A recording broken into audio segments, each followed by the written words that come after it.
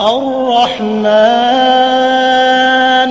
علم القرآن خلق الإنسان علمه البيان الشمس والقمر بحسبان والنجم والشجر يسجدان والسماء رفعها ووضع الميزان ألا تطغوا في الميزان وأقيموا الوزن بالقسط ولا تخسروا الميزان والأرض وضعها للأنام فيها فاكهة